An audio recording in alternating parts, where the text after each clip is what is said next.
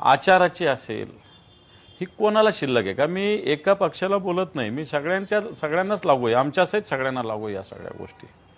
आणि म्हणून आत्ताच्या घडीला अशी परिस्थिती या महाराष्ट्रात निर्माण झाली. आता आम्ही महानगरपालिकेचे बघतोय फॉर्म आलेले, कोणताही उमेदवार ठाम नाही आहे आणि कोणताही नेता ठाम नाही. नेता ठाम नाही म्हणजे नेते ठाम आहे, पण तू उमेदवार, एकेका उमेदवाराने भारतीय जनता पार्टीकडे फॉर्म भरला, याच उमेदवारानं शिंदेंच्या सेनेकडे फॉर्म भरला, याच उमेदवारानं आमच्याकडे फॉर्म भरला. मी याच्याकडे सहज याद्या सगळ्या पक्षाच्या मी बघितल्या, तर जवळपास 25% फॉर्म हे इकडं पण इकडं पण इकडं पण, अशी हिंमत कधी कोणाची होत नव्हती कार्यकर्त्यांची. पण आता ही हिंमत कार्यकर्त्यांची झालेली आहे, हे आपण कबूल केलं पाहिजे. मला असं वाटतं हे नैतिकतेत कुठंच बसत नाही.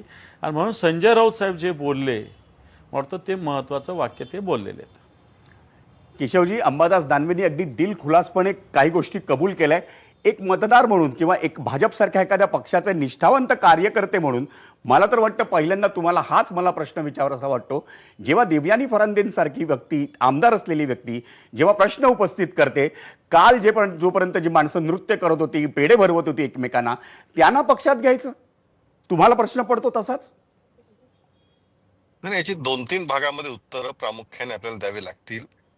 एक आहे ते एक प्रकारचं वैचारिक आणि मेरिटवर ज्याला उत्तर म्हणता येईल, की एकूण महानगरपालिका निवडणुका आहेत आणि ज्या पद्धतीचं एकूण महाराष्ट्रातलं वातावरण सध्या झालंय, त्यामुळे स्वाभाविकपणे कार्यकर्त्यांची मानसिकता आणि एक 8-10 वर्षानंतर होत असलेल्या निवडणुका, याच्यानंतर पुढच्या काळामध्ये पुन्हा 5 वर्षांनी पुन्हा डिलिमिटेशन किंवा अन्य नवीन वॉर्डाची रचना झाली तर पुन्हा ती संधी, म्हणजे एकतर 10 वर्षापासून कार्यकर्ते जवळपास निवडणुका अभावी वंचित आहेत.